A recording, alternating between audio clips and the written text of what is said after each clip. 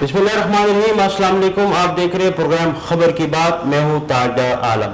नाजरीन, पाकिस्तान तहरीक इंसाफ का जो मौजूदा सूरत हाल है वो आपके सामने है।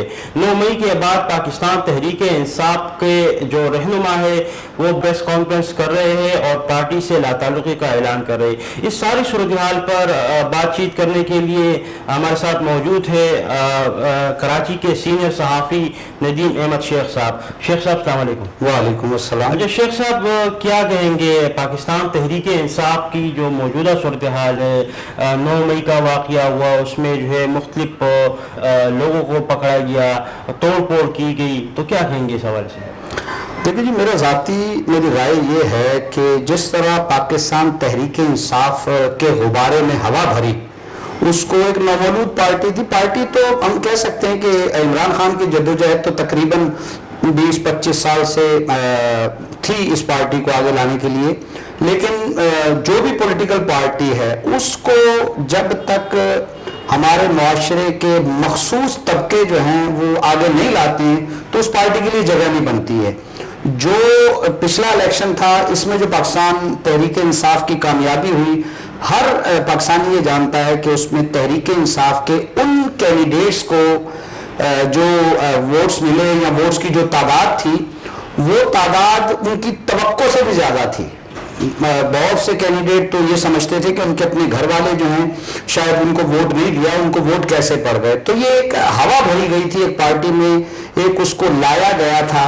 अब किस मकसद के लिए लाया गया था ये लाने वाले जानते हैं, लेकिन जिस शेख साहब ये बताइएगा, अभी जो सारे सीनियर कायदीन हैं वो पार्टी छोड़ रहे हैं, तो इस पर प्रेशर है, क्या वजह है इस बात की? बज़ाहिर तो ऐसा लगता है कि ये जो वाक़या हुआ है लाहौर का, जिसे हम कायदे आज़म की रिहाइशगाह के नाम से मंसूब करते हैं, दरअसल वो एक कोर कमांडर की रिहाइशगाह थी। उसको बाकायदा प्लानिंग के तहत, उसको बाकायदा मंसूबे के तहत उसमें तोड़ फोड़ की गई। अब उसको जवाज बना के और कुछ और ऐसे इंसिडेंट हुए जिसमें चूंकि पब्लिक मॉब जो होता है मुश्तइल होता है, तो उसे नहीं पता होता कि किस सेंट में जाना है। उसमें पढ़े लिखे लोग भी होंगे, उसमें कुछ बगैर तालीम याफ्ता भी होंगे, तो वो फिर ऐसे अमल कर जाते हैं जो अमल जो है तकलीफ दे भी होते हैं और नुकसानदेह भी होते हैं। अच्छा शेख साहब ये बताइएगा, अब जो मौजूदा सूरत हाल है आप क्या कहेंगे इस पर? ये मौजूदा सूरत हाल पीटीआई की जो है वो बेहतर हो सकेगी? उम्मीद है पार्टियां जो है इसी तरह बनती हैं, टूटती हैं, फिर बनती हैं। पॉलिटिकल लाइन में जब ये स्ट्रीम लाइन में आ जाएगी पार्टी, अभी तो ये नवमौलूद पार्टी है कि इसका जो पॉलिटिकल जो एक्सपीरियंस है वो अपोजिशन का तो बहुत कम रहा है, और जो उसका बरसर इक़्तिदार का है वो भी तकरीबन समझ ले 4-5 साल का अरसा है। तो स्ट्रीम लाइन में आने में, पाकिस्तानी सियासत में जगह बनाने में इसको 10-15 साल मजीद और चाहिए। अच्छा शेख साहब ये बताइएगा कि जो मौजूदा पीडीएम जमातें हैं, मतलब जो मौजूदा हुकूमत है, इनको इससे फ़ायदा कितना होगा, नुकसान कितना होगा? देखिए, एक पाकिस्तानी होने के नाते तो मेरी ज़ाती ये ख्वाहिश है कि अच्छे किरदार के लोग मुल्क की सियासत में आए। अब तक जो भी नाम है हमारे सामने, भुट्टो साहब की पार्टी में ले लें या दीगर पार्टियों में ले लें, तो वो सारे ही दागी हैं। उनके ऊपर इल्ज़ामात हैं, कुछ के ऊपर साबित हैं, कुछ के ऊपर अभी इल्ज़ामात हैं जो साबित नहीं हुए। लेकिन मैं ये समझता हूँ कि मुल्क की क़यादत जो है वो इन इल्ज़ामात से मुबर्रा होनी चाहिए। जो सरबराह हो पार्टी का, उसके ऊपर कोई केस ना हो, उसके ऊपर कोई इल्ज़ाम ना हो, उसकी ज़ात बिल्कुल क्लियर हो, ताकि अवाम का वो भला कर सके, अवाम के काम कर सके और अपनी ज़ात को मिसाल बना के दूसरों को आगे लाए। अच्छा शेख साहब ये बताइएगा, इलेक्शन कब होने जा रहे हैं, कुछ अंदाज़ा है? लेकिन सुप्रीम कोर्ट की और मौजूदा जो हुकूमत है उसकी रस्सा कशी है। सुप्रीम कोर्ट अपने अहकामात पर अमल दरामद के लिए कोशा है, और जो मौजूदा वफाकी हुकूमत है वो तो कहती है अल्लाह करे भला टल जाए। अब इस रस्सा कशी का नतीजा क्या निकलता है ये तो आने वाला वक्त बताएगा, लेकिन मेरा ज़ाती ये ख्याल है कि एक फेयर इलेक्शन हो जाने चाहिए।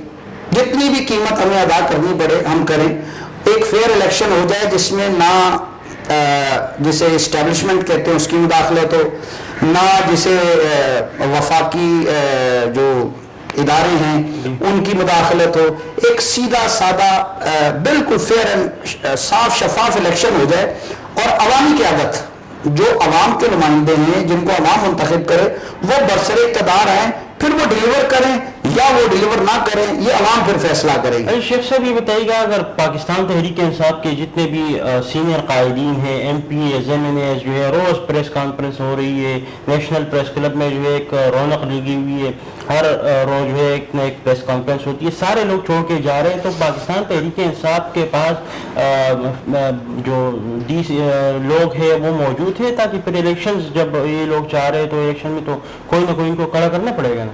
لیکن میری ذاتی رائے میں کوئی بھی پارٹی کا جو لیڈر ہوتا ہے نا وہ ورکر سے بنتا ہے، جب ورکر میچور ہو جاتا ہے تو پھر وہ لیڈر کے رتبے پہ آ جاتا ہے۔ جو موجودہ صورتحال ہے اس میں یہ جتنے بھی رہنما ہیں، اگر آپ ان کو دیکھا جائے تو یہ پیراشوٹر ہے، they are not workers, they are not pioneers. جو پاکستان تحریک انصاف کے بنیادی جو ممبرز تھے آج بھی وہ کنارے پر ہیں، اور یہ وہ لوگ ہیں جو پیسے کے بل بوتے پہ، جو اپنی وابستگی کے بل بوتے پہ یا خان صاحب کی پسند اور ناپسند کے بل بوتے پہ وہ آگے آ گئے، اور انہوں نے جو ہے وزارتیں بھی لی، انہوں نے عہدے بھی لیے۔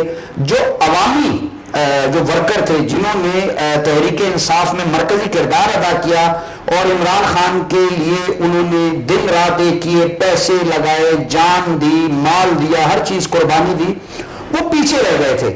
اب یہ جو قیادت جا رہی ہے، ان قیادتوں پہ بھی الزامات ہیں کہ انہوں نے پاکستانی سیاستدانوں کی طرح، تو کیا اب نئے لوگ آئیں گے؟ آنے چاہیے، ورکرز میں سے آنے چاہیے، بڑا پوٹینشیل ہے پاکستان تحریک انصاف کے پاس، بڑے ڈائی ہارڈ، بڑے جان نثار قسم کے ورکرز ہیں، اور ان ورکرز میں ہی رہنما ہیں۔ تو عمران خان صاحب اگر مطلب ان کی ریپلیسمنٹ کرتے جائیں، کوئی صدر کسی صوبے کا، کسی شہر کا کوئی عہدیدار اگر استعفیٰ دے دیتا ہے تو اس کا فوری طور پہ متبادل جو ہے اناؤنس کر دیں، اس کے اندر جذبہ ہوگا، وہ کام کرے گا، پارٹی کو ری آرگنائز کرے گا اور سسٹم کو آگے لے کے بڑھے گا۔ سننے میں آ رہا ہے کہ صدر پاکستان ڈاکٹر عارف علوی، جن کا تعلق بھی کراچی سے ہے، وہ بھی عہدہ چھوڑنے والے ہیں یا کر چھوڑ رہے ہیں؟ خبریں کچھ غیر مصدقہ ہیں تو صحیح، اور اگر دیکھا جائے تو ان کا جو ٹینیور بھی ہے تقریباً وہ مکمل ہونے کو ہے ایز اے پریزیڈنٹ۔ اب اگر وہ استعفیٰ دے دیتے ہیں تو وہ پھر اپنی عمران خان کے ساتھ جو وابستگی ہے اس وابستگی کو یا اس اقرار کو جو انہوں نے پارٹی کے ورکر کے طور پہ ان سے کیا تھا اس کو نبھائیں گے، اور اگر وہ کسی مصلحت کے تحت بطور صدر استعفیٰ نہیں دیتے تو اس میں پارٹی اسٹریٹجی ہوگی، کیونکہ سب سے بڑا پروٹیکشن اس وقت جو ہے وہ پاکستان تحریک انصاف کو صدر مملکت کی وجہ سے ہے۔ بہت سارے ایسے معاملات ہیں جس میں ایز اے پریزیڈنٹ وہ پارٹی کو بھی ڈیفینڈ کر رہے ہیں اور پارٹی سربراہ عمران خان کو بھی کر رہے ہیں۔ اچھا شیخ صاحب، آخری سوال، وزیر اعظم کس کو دیکھ رہے ہیں؟ لیکن میری ذاتی یہ خواہش ہے کہ مستقبل میں وزیر اعظم اس قوم کو وہ ملے جو قوم کا وزیر اعظم کہلائے، نہ کہ وہ اسٹیبلشمنٹ کا وزیر اعظم کہے، نہ متحدہ عرب امارات کی یا امریکہ کی شے یا چائنا کی شے یا ایران کی شے، جو ہمارے جن کے نام آتے ہیں کہ جی پرو امریکن ہیں، پرو اسٹیبلشمنٹ ہے۔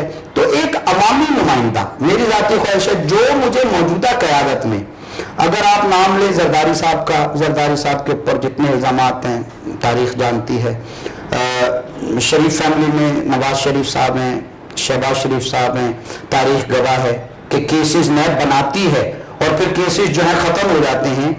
تو میری ذاتی تجویز یہ ہے کہ نیب نے جن جن سیاستدانوں کے خلاف جھوٹے کیسز بنائے ہیں ان افسران کو انہی دفعات کے تحت ٹرائل کیا جائے، کیونکہ انہوں نے قوم کا بڑا کثیر سرمایہ جو ہے وہ ان کی تحقیقات پر، کیس بنانے پر اور ان پہ خرچ کیا ہے۔ تو وزیر اعظم کی جہاں تک بات ہے، ہمیں وزیر اعظم وہ چاہیے جو عوام کی نمائندگی کرے، عوام کا نمائندہ ہو۔ موجودہ جو ہمارا جو قبیلہ ہے سیاست کا، جس میں زرداری صاحب، شہباز شریف صاحب یا بلاول بھٹو زرداری کو لے لیں یا عمران خان کو لے لیں، مولانا صاحب کی تو خیر میں بات نہیں کروں گا کیونکہ ان کا تو ایک پروجیکٹ ہی الگ ہے۔ تو بلاول کے تو ہیں کچھ چانسز، بلاول کے چانسز ہے سیاسی طور پہ جو مفاہمت ہے ان کی، اس مفاہمت میں جو ٹینیور پورا کر چکے ہیں شہباز صاحب، تو اس کے بعد چونکہ the largest party of Pakistan, Pakistan peoples party, مطلب آپ دیکھ رہے ہیں کہ بلاول وزیر اعظم بننے جا رہے ہیں. بہت شکریہ ندیم احمد شیخ صاحب ہمارے ساتھ موجود تھے. ناظرین آج کا پروگرام آپ نے دیکھا، اگلے پروگرام تک کے لیے ہمیں اجازت دیجیے گا. اللہ حافظ.